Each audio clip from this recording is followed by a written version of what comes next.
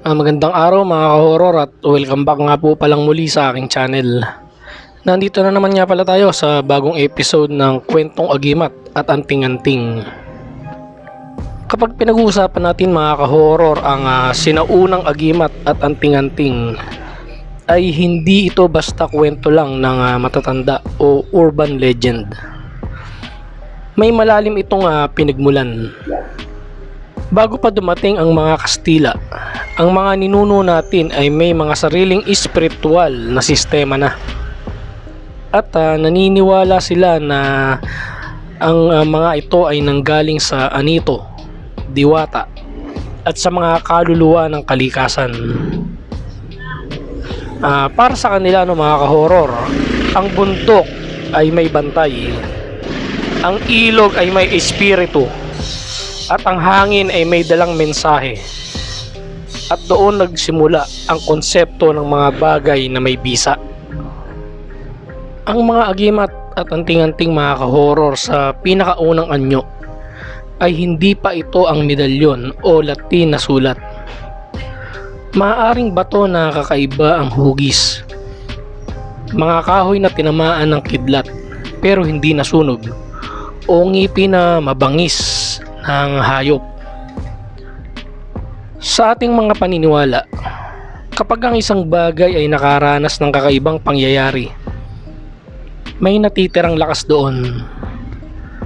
Nang dumating ang Kristyanismo, nahalo ang lumang paniniwala sa mga simbolo ng simbahan. Kaya nagkaroon ng mga medalyon na may krus, may mga Latin na inscription, at pangalan ng mga santo tulad ni San Benito. Dito naging mas formal ang anyo ng agimat at anting-anting mga ka-horror. Pero ang ugat, ang paniniwala sa espiritual na proteksyon ay nananatili. Pagdating naman mga ka-horror sa paraan ng pagpapalakas ng bisa ng mga agimat at anting-anting noong sinaunang panahon, ayon sa mga matatandang antingero, ay hindi sapat na basta isuot mo lang ang agimat.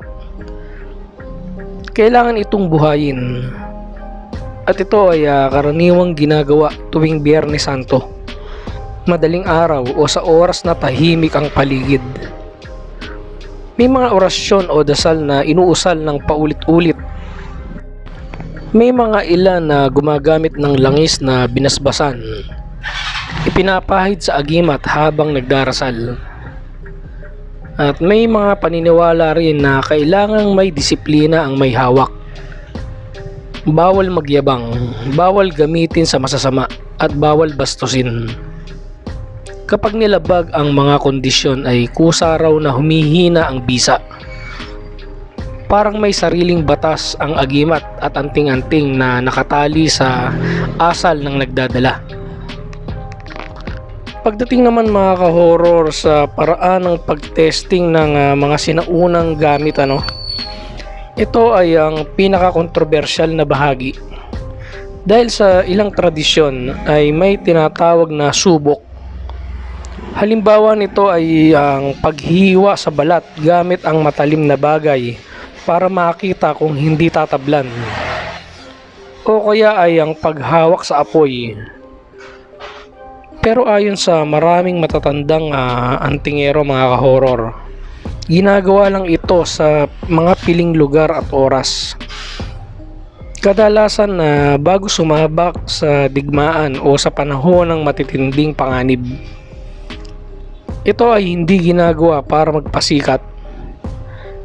Noong unang panahon ng revolusyon, may mga kwento ng mga ilang katipunero, kasama na si Gat Andres Bonifacio, na may dalang agimat bilang proteksyon.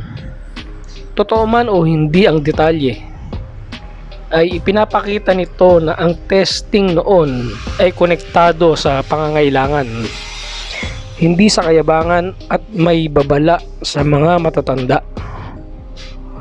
Kapag sinubukan mo ang agimat dahil lang sa pagdududa o pagpapakitang gilas, ay maaaring mawala ang bisa nito at mapahamak ang may dala. Pagdating naman mga ka-horror sa pamamahagi o pagpapakalat o pagpapamana ng mga agimat at anting-anting, ito ay isinasagawa una sa loob ng pamilya. Noong sinaunang panahon mga ka-horror, hindi ito ibinebenta. Hindi ito ipinagpapalit ng pera dahil itinuturing itong sagrado at personal. Karaniwan ito ay ipinamamana mula sa nakakatanda papunta sa susunod na henerasyon. Mula sa lolo papunta sa ama at mula sa ama papunta sa anak ng napiling karapat-dapat. At tandaan mga ka-horror, hindi lahat ng anak ay binibigyan. Pinipili lang kung sino ang may sapat na disiplina, may respeto sa panata, at may kakayahang magtago ng lihim. Kasama sa pamamana, hindi lang ang mismong agimat, kundi pati ang mga kondisyon at responsibilidad. Pangalawa mga ka-horror, isinasagawa rin ang pagpapakalat o pamamahagi noong sinaunang panahon ng mga agimat o anting-anting sa pamamagitan ng mga lihim na grupo o samahan. May mga samahan noon na tahimik lamang, hindi lantad sa publiko, kung saan nagtitipon ang mga may kaalaman tungkol sa mga orasyon, ritual at paggawa ng agimat o anting-anting. Dito ay sinasagawa ang mga pagbabahagi ng gamit at kaalaman. Hindi basta-basta nakakapasok ang isang tao. May proseso ng pagtanggap, may pagsubok sa karakter, at may panata ng pananahimik. Kapag tinanggap ka, doon pa lamang ibinabahagi ang mga mas malalim na kaalaman. Paano buuin ang mga orasyon, paano palakasin ang bisa, at paano ito iingatan. Sa ganitong paraan mga ka-horror, kumakalat ang tradisyon, hindi sa pamamagitan ng pagbebenta, kundi sa pamamagitan ng pagtitiwala at pagsasali ng lihim na karunungan. Kaya kung tutuusin mga ka-horror, ang pagkalat ng agimat noon at anting-anting ay mabagal pero matibay. Hindi ito parang balitang mabilis na kumakalat. Isa itong apoy na ipinapasa mula sa isang kandila papunta sa susunod. Tahimik pero tuloy-tuloy. Sa huli mga ka-horror, ang sinaunang agimat at anting-anting ay hindi lang tungkol sa pagiging immune sa bala o hindi tinatabla ng patalim. Mas malalim pa doon. Ito ay ang simbolo ng pananampalataya, disiplina at respeto sa hindi nakikitang mundo.